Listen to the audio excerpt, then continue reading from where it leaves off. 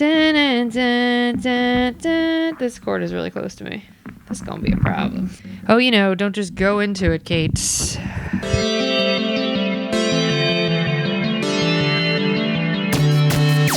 Oh, hi! You're listening to Service from Hell presents Amuse-Bouche. And this is where the chef brings over lovely little treats for you. And for us, it means listener letters. This is part 3. We have gotten such a positive response from you all. We're super grateful. Thank you so much. And we're going to do a few letters today to hopefully answer some more of your lovely questions. If you yourself want to send in a question, send us an email at servicefromhellpodcast@gmail.com. That is servicefromhellpodcast@gmail.com, and someone from our team will respond and let you know that we are going to read your question and which episode to look out for that it will be answered on. And on that same email address, feel free to send us your receipts. We have gotten a few funny pictures of people who are writing sweet little notes for people to listen to Service from Hell, which we super appreciate. If you are a service worker in a customer service position that receives tips and you get a big fat 0, we'd love to see it. Or on the more positive side, if you get a big fat chunk of change, we would love to see that too. Obviously, don't include any identifying information or their credit card numbers, but just a picture of the receipt. Cover up the weird shit. That's all. That's what we got for you to start out. Okay, we have 3 questions today. The first comes from Gerald in Montreal, Canada. Not trying to be a keener, but I am curious. By the way, audience, I had to look up what that word means. And it means, I think, someone who's overly excited or like a brown noser. That's the definition that I found. But anyway, not trying to be a keener, but I am curious. When is it the employee's fault? You spend a lot of time defending the actions of the employees and say that the customers are often rude. But what if the employee is acting rudely? Might be different down south, but it seems unfair to always say that customers are out of order. Thanks, Gerald. This is a fair question. I feel as though we were sort of due to be asked this because we do spend a lot of time blaming customers on the podcast. And I think it's just because the positions that we all have are on the receiving end.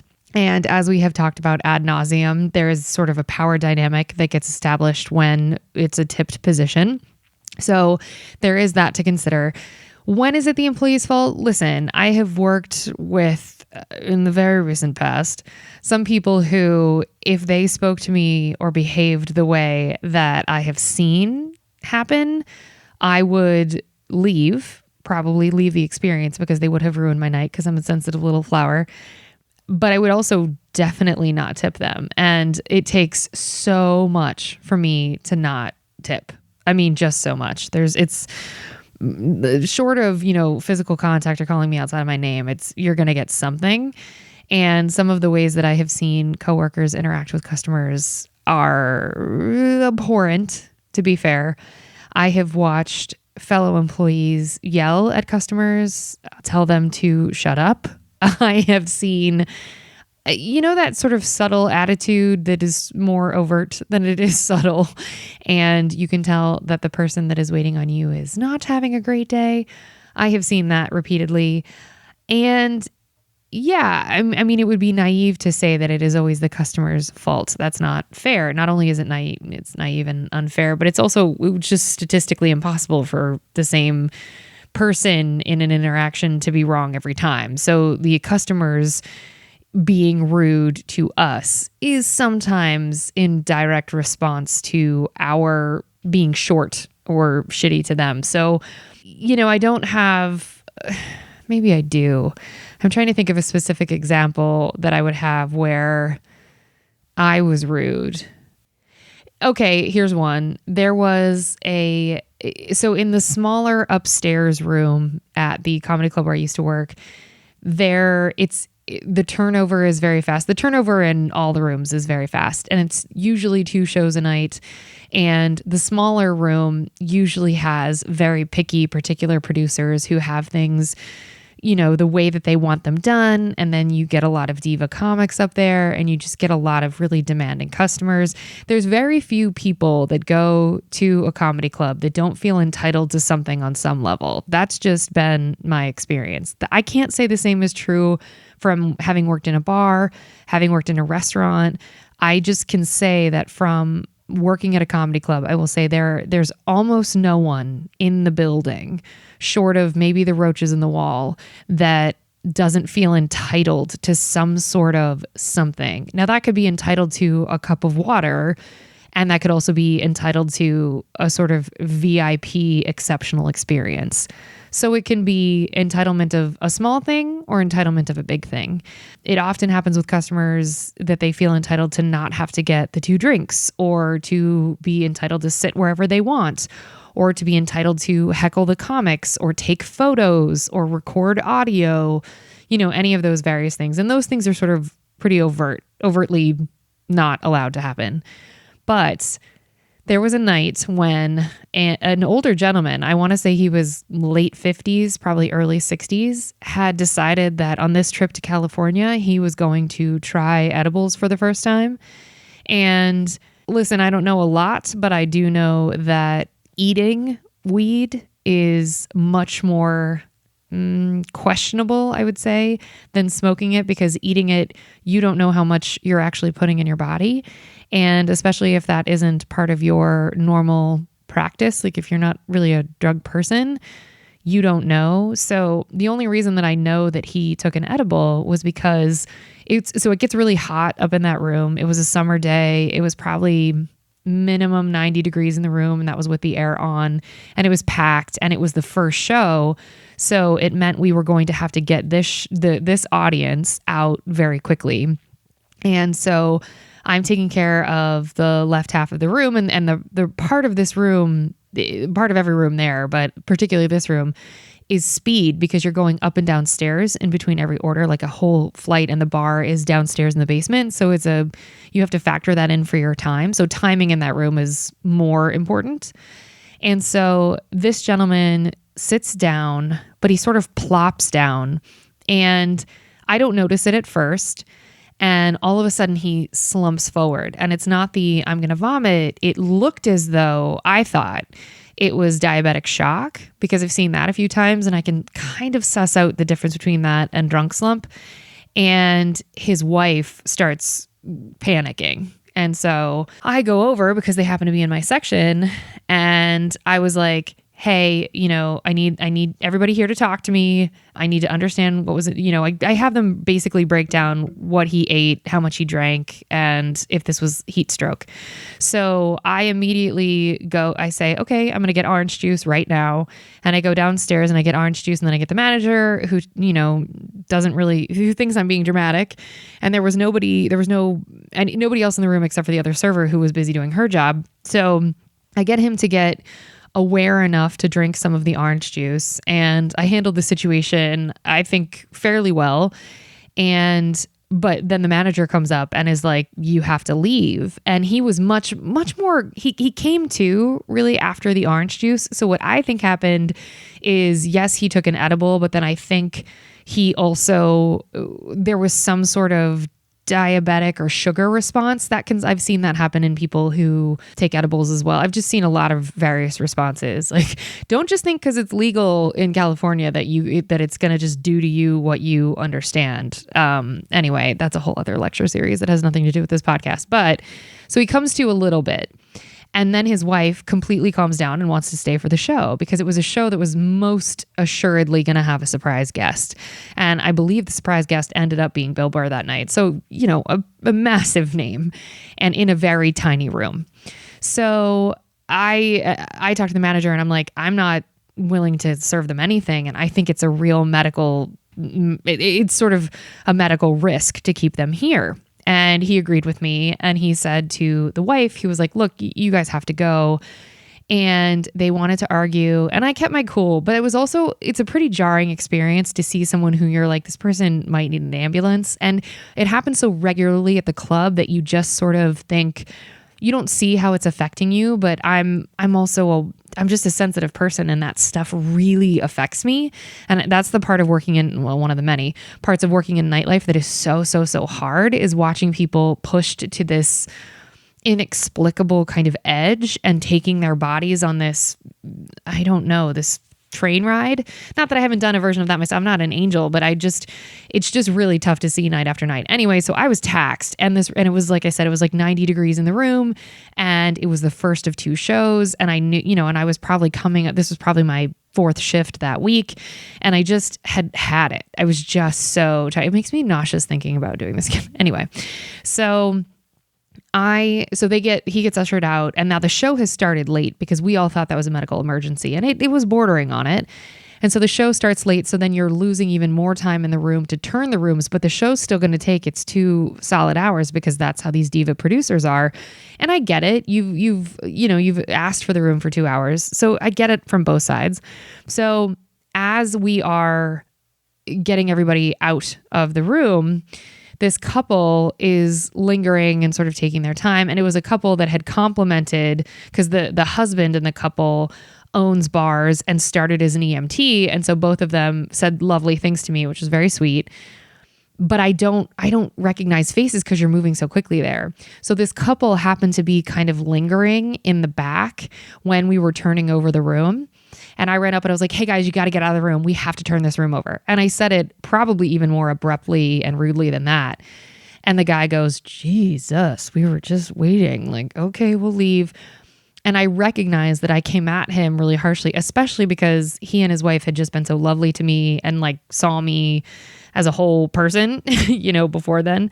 And I went and found them on the patio later, and I was like, hey, sorry, I was really flustered. But that would happen a lot there, that I would come at people hot because I was coming off of a heated experience, whether that be, a heated exchange or dealing with a super demanding famous person or dealing with management or whatever it was. There, like I said, there's so many entitled people in those walls, and there's so many highly charged experiences because you're fighting time in your entire shift. And if you get thrown off even for 2 minutes, your whole night can be done because you'll never get those 2 minutes back. And so getting people out of the room to be able to start the second show that was already being sat was key. And so I was absolutely wrong. So Gerald, this is the longest response of all time to your simple question. I do feel as though we as the customer service workers absolutely come at people wrong a lot. Absolutely. And we have bad days too. And the bummer in customer service, particularly in nightclubs and restaurants and bars, is that whatever the table that is shitty to you doesn't actually end up being the table that suffers. It's the table and or customers, the like 5 or 6 after that experience that suffer.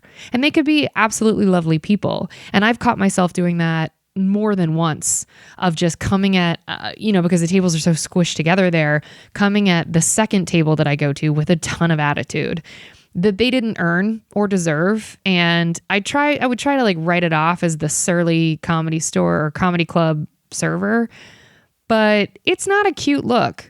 Like I have said so many times on this podcast, that job did not bring out the best in me. And, the turn and burn model is a really difficult model to make work, but it's even more difficult to make work when you are fighting so many personalities, including your own, and I think 4 shifts in a row is too many there. And I think that also would play into me being rude to people. And so, yes, absolutely. The customer service workers who punish you, table C, for the interaction they had at table A, that's wrong, right? I mean, but it is also, I am defending it a bit, but it's really hard to go from getting shit on by table A and then turn literally in the 6-inch space that you have to the next set of 10 people at one table that you have to take individual orders from and be like, hey, how are you? What can I get for you? After you were just shit on. You definitely learn to take less stuff personally, and you get thicker skin and all of the things that I guess are better and make you a hardened, bitter person, I guess is good.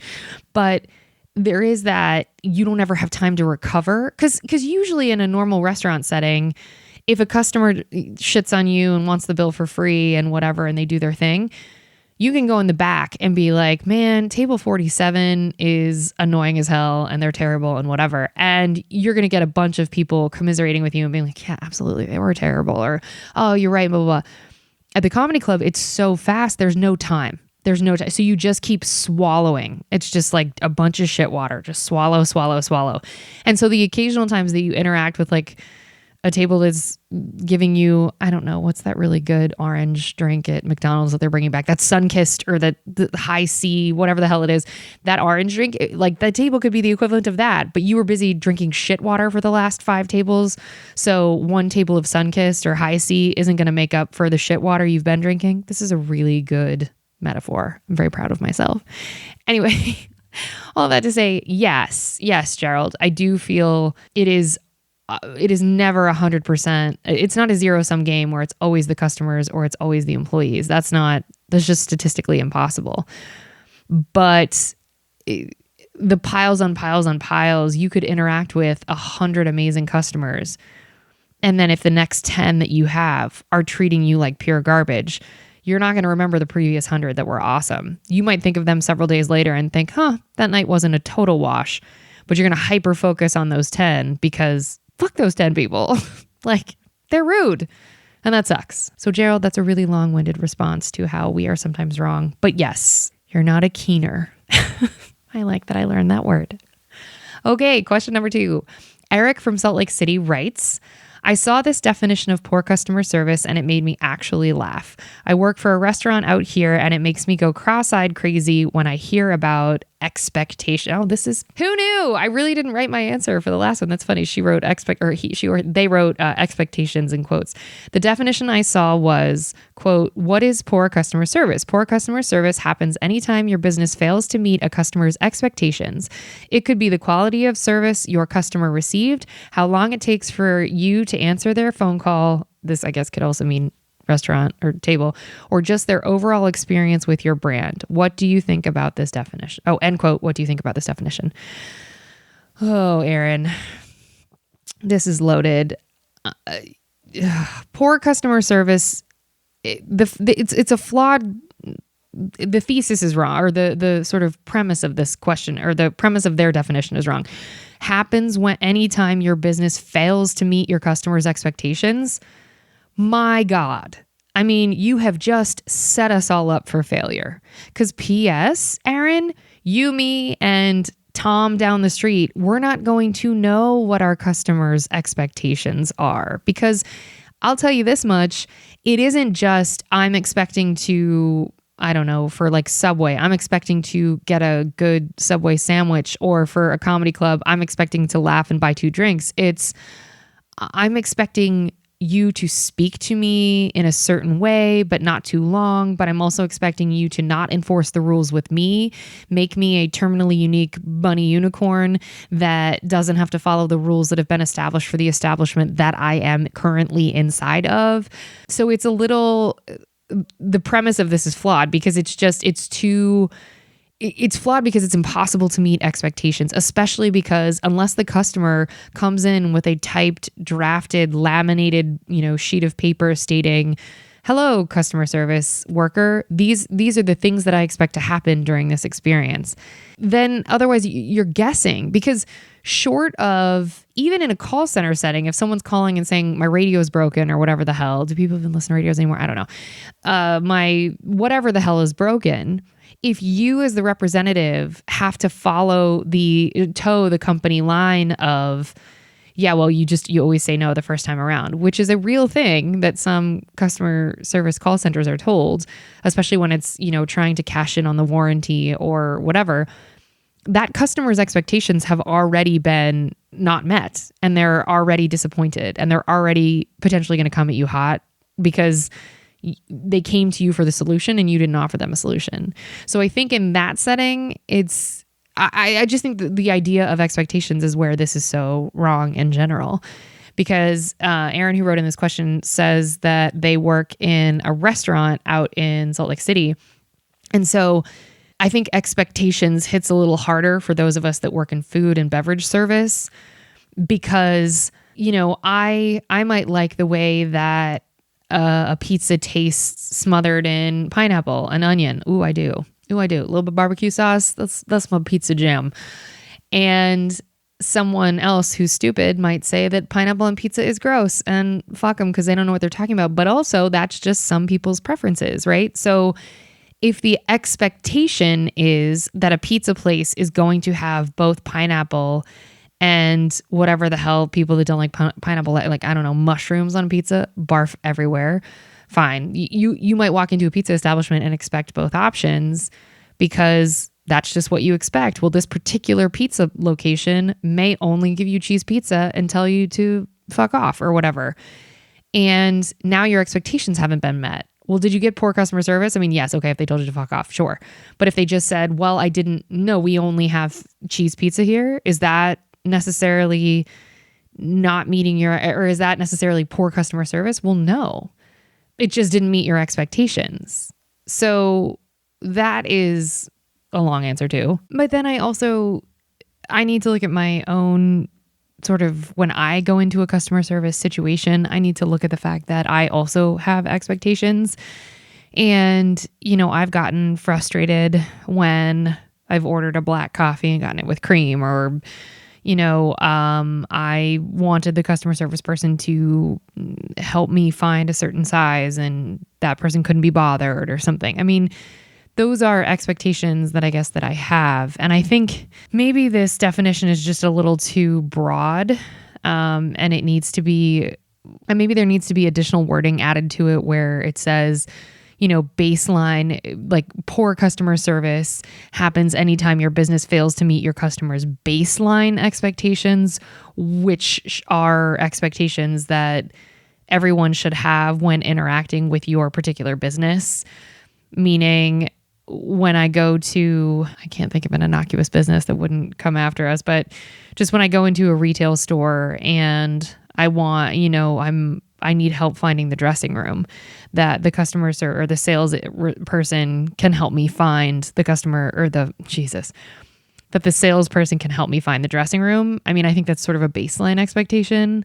So it would be frustrating and disappointing if that person were just like, find it yourself or some version thereof, or just ignored me. So maybe what I don't like about this is that when I think of expectations, I always think of, or when I think of that word, I think of unrealistic expectations in customer service, because I think that the last job I had at the comedy club, we were held to unrealistic expectations, or maybe not even unrealistic. Yeah, unrealistic again, but them, sometimes customers didn't know. And I think that there needs to be grace handed over on both sides for both the customer and the customer service worker. And, now, because everybody gripes about everything and there's so many places to bitch, apart from just online, you have so many options to complain. And if I get one more goddamn survey from a place where I just bought a $2, I don't even know, pair of socks or something, sending a customer survey about my experience every single time, I understand the value of feedback. I do think that that is important, but my God, we have way too many places where we can let people know what's up. And I don't think that that's healthy. I don't think that it has carved out this niche in our society where we're all just crushing it because we get to tell everybody about our opinions and think that our opinions are sparkly and super matter, and when they don't. I mean, they really don't, right? It's a law of averages when it comes to customer service, and it's a majority. And listen, do I think that disparaging comments and calling someone outside of their name or being disrespectful should be something that we all just take on the chin a little bit? Absolutely not. I don't. There's no setting in which that can be justified. I've gotten some of the worst news of my life whilst I was at work and had to finish a shift. I mean, and I couldn't tell people to eat my ass when they were, because I was having a bad day. There's just not a setting in which I think that framework is acceptable.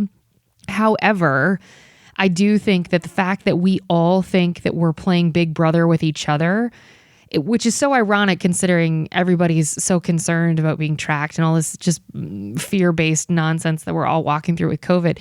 But it is fascinating to me that we all really can big brother each other, whether it's, taking down an entire company because you stage a photo of having found, animal parts in your cereal or in your, I don't know, chip bag or whatever. Or if it's just you happen to have a ton of Twitter followers because you've been on since the dawn of time and you drug enough people in a certain company that you start getting people fired. I mean, I think that's insane. And that level of retribution against people, not just in customer service positions, but particularly in customer service positions, is quite honestly frightening. I don't think we as consumers should have that much power. The thing we should all be rallying against is, I guess the corporate side of things, but people are so focused on the micro things that they can control, which is why often customer service workers end up being the people that become the catch-all, because it is, sort of lowest powered positions tend to receive the most slaps. I mean, that's just the grossest perspective, but I genuinely think it's true.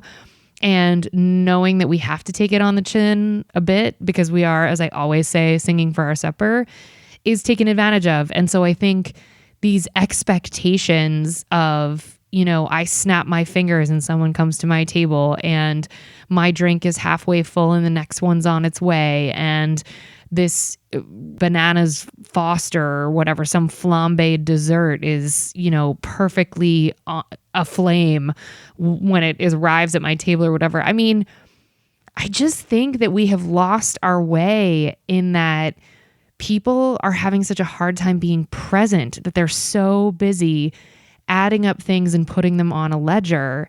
And it is an exhausting way to live. And it ruins going out in public anywhere. I mean, it just does. If you are busy keeping a tally of all of the perceived wrongs that you have experienced whilst you were out in public, in whatever way, shape, or form that takes, you need a hobby. What an exhausting way to live. And when I am the most depressed, I am certain I probably do the same thing if I have the energy to do it, because it becomes this thing that you can focus on other than your own misery. I think it's part of why people drive like psychopaths in LA, besides the fact that traffic makes you want to, pluck your own eyes out with a fork. There is this sense of controlling this one thing, and I'm mad, so I'm going to take it out in this sort of seemingly anonymous way. And I know everybody makes a joke about, oh, it's a troll train or this person's trolling or whatever, and we all laugh about it. But it's actually an insane concept that we've all just decided to accept, that people can just anonymously come for you online. It just, I mean, I don't even think celebrities should be able to be come for in the same way. I have derailed, folks. I am all over the place. So, Aaron, to answer your question, I also find that definition of poor customer service as laughable. And I think it is a false premise that, because I think the problem therein lies with expectations. So I don't think it's a good definition, is the really short answer to your question after a 6-hour response. So I hope that answers that, Aaron. And our final question comes from Chris, Chris didn't want to say where they are from. And this is why. They write, I don't want to say where I live because people will be able to figure out where I am based on by the question, but I work for a theme park and I am worried we are going to have to go back to sorting through the wreckages of family trips that end horribly again. I have seen so much crying and heard so many fights with family members who lost patience for the entire experience, and I'm not looking forward to doing that again. Since we are all already fried to the max, I think we're going to see more families killing each other. Do you have any other listeners who work in theme parks or have written in about this? The days are flying by and looking into the future makes me want to quit. Help. Oh, Chris. I have limited theme park experience, but I have some, although it was holiday specific. And that is a story for another time. We have listeners that do work at theme parks, but have not written in about like with specific questions, have just said, oh, I work at fill in the blank theme park and I can relate kind of thing. So to shortly answer your question, yes, there are other listeners who work in theme parks, but no one has specifically written in with a question like what you have asked. And I think in the context of COVID, which this question sort of is, because you mentioned that the theme park is going to open again, I would assume this is, well, I shouldn't say that on the air. Anyway, wherever you are from, Chris, I would say that I think, as has been said before, I think we're going to step into some version of what has been called the roaring 20s of 2021, because people are going to be so hungry to be out. And at least those of us who have been following the guidelines and sort of staying, like haven't been going to theme parks and haven't been sort of out in the world, I think there will be such a hunger for interaction and wanting to travel again and wanting to just get on a roller coaster just because, and to celebrate, because often people pair theme park visits with holidays, and that was obviously not an option in 2020. So I think people are just going to be, I'm going to put it out there, people are just going to be so grateful to be out that I do think that families are sick of each other. I wouldn't be surprised if we see a lot of family trips, in 2021 that are like, oh yeah, mom went to Florida, dad went to Canada, and the kids were shipped off to Seattle. I just wouldn't be surprised if there are separate family vacations because families are living in each other's filth and bodies and everything. Like, they're just too close. It's too much time. It's too much time. No one is meant to spend that much time with other human beings repetitively. No way. I mean, I think that people are going to have a renewed, fresher sense of gratitude for what life could look like if they don't have access to these things, because we all got to experience in real time what it is like to not have access to theme parks, movie theaters, shopping malls, etc. You all walked through it, I don't have to list it. And so I really do believe that there will be a renewed sense of gratitude for just even having the permission to access these things that were largely inaccessible to us for now over a year. And a year of our lives is a long time. God bless the kids. I mean, it's a lot longer for them. But yeah, a year of your life is a long time. So I fundamentally believe there will be a renewed sense of gratitude. And I would say a lot of us, myself included, have a deep, deep, deep fear and are not holding a lot of joy in our hearts to go back to dealing with people the way they were pre-COVID. Because the way we were all doing life before was not sustainable. I mean, it was meant to burst. It just was not sustainable. And there are other parts of our sort of infrastructure as humans that is not sustainable, and that's it's just not funny to talk about.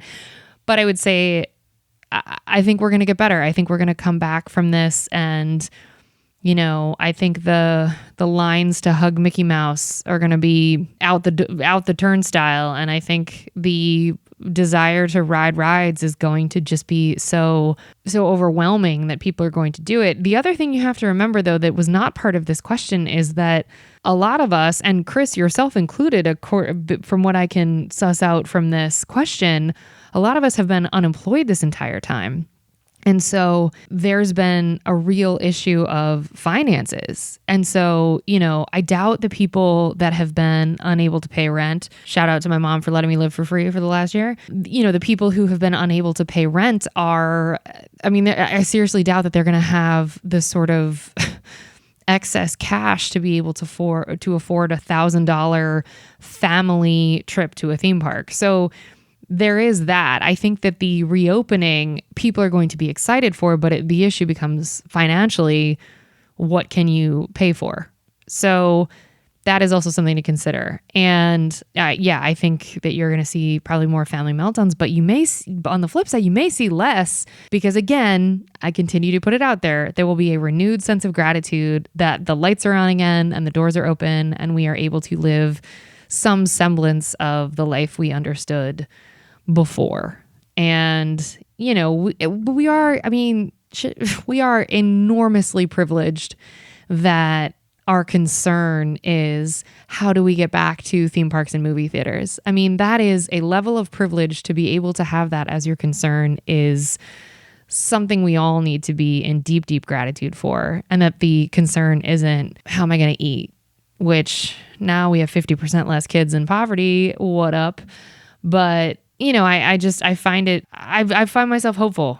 I do. And it's just not possible to go through the trauma of this last year plus and not come out different. It's just not, we're not a world of sociopaths. Like we're a world of greedy people, but I don't think we're a world of sociopaths. And so I do think people are going to want to hug and chat and be in each other's presence more. So I imagine that the theme park experience will be better. I hope that answers your question, Chris. And I hope that gives you a little bit more hope. And, you know, I hope for you that it just gets better.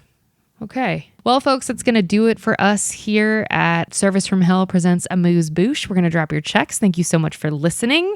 If you want to help us out here at Service from Hell, we have lots of options for you to help us.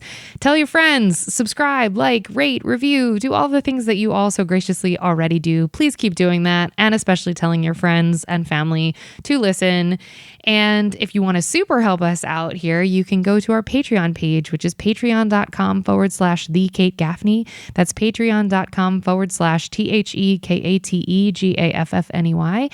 And there you can sign up for bonus content and support this little engine that could and take us over the finish line, whatever that looks like, whenever that is. And if you want to get in touch with us here at Service from Hell, send us your receipts at servicefromhellpodcast@gmail.com. We would really love to hear from you.